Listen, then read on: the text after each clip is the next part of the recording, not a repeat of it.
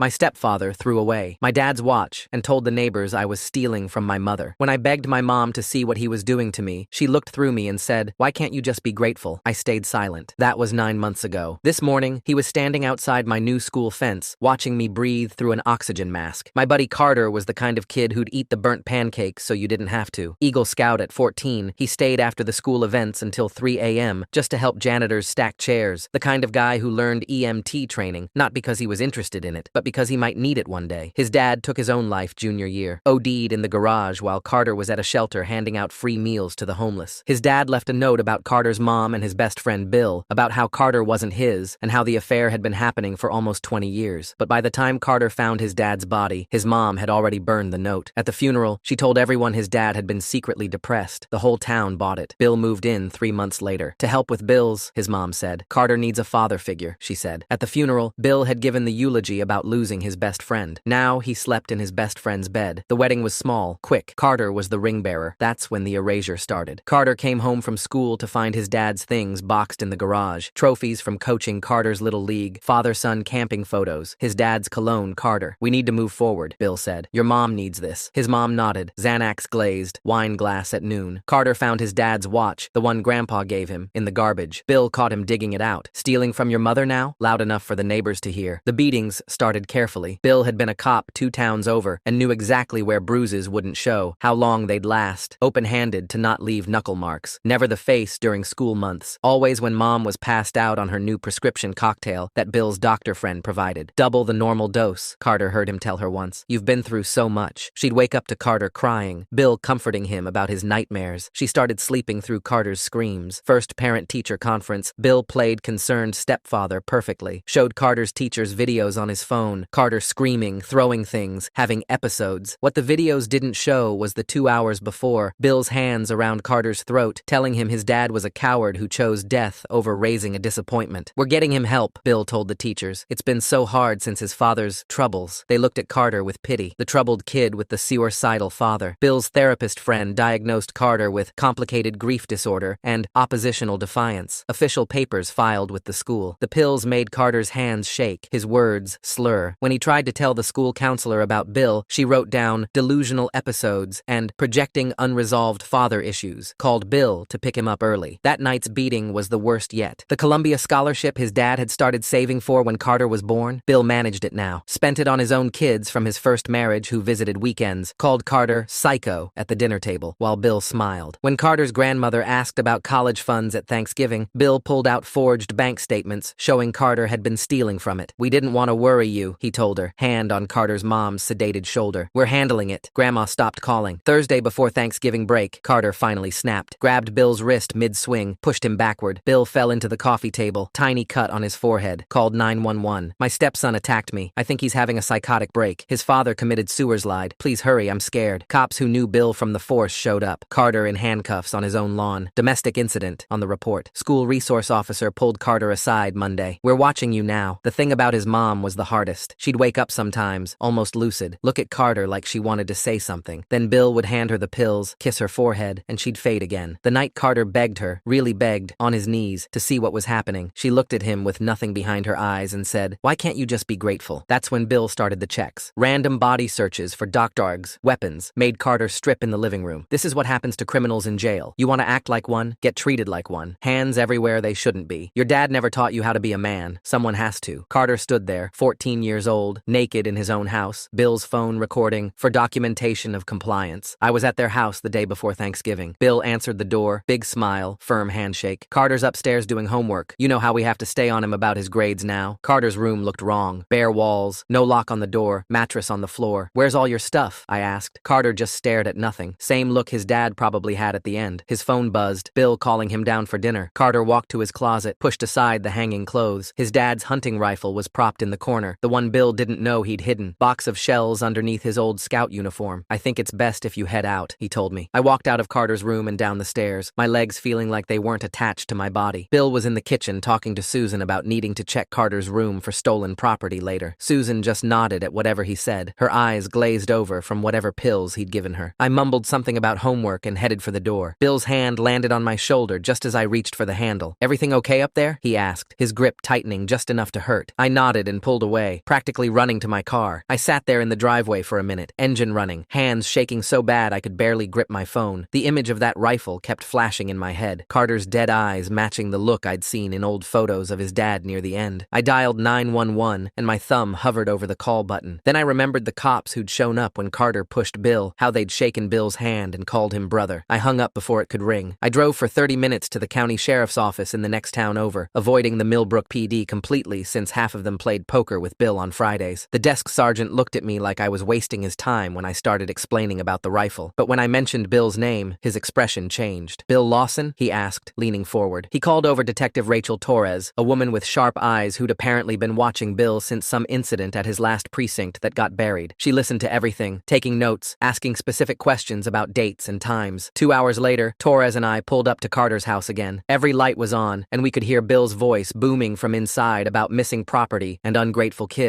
Through the living room window, I saw Carter on his knees while Bill stormed around upstairs, throwing things and yelling about respect. Torres called for backup from state police, specifically requesting units from outside Millbrook. 3 state trooper cars pulled up 15 minutes later. Bill came out all smiles and handshakes until he spotted Torres. His face went hard when she mentioned they were doing a welfare check on Carter. "The boy's troubled," Bill started saying. "His father's suicide." But Torres cut him off and said she needed to speak with Carter alone. Bill's jaw clenched, but he couldn't refuse with 3 state troopers watching. Carter sat in Torres's unmarked car, not saying a word, just staring at his hands folded in his lap. I pulled out my phone and showed Torres the videos I'd been taking for months without really knowing why. Carter's bruises after Bill's talks, his hands shaking so bad he couldn't hold a pencil. His mom passed out on the couch at 2 in the afternoon. Torres's expression got darker with each video. "When did you take this one?" she asked about a video of Carter changing his shirt, purple marks across his ribs. The state troopers found the rifle in Carter's closet exactly where I'd told them it would be. Bill immediately started saying Carter must have stolen it, that he was planning something violent just like his father. Susan stumbled out to the living room,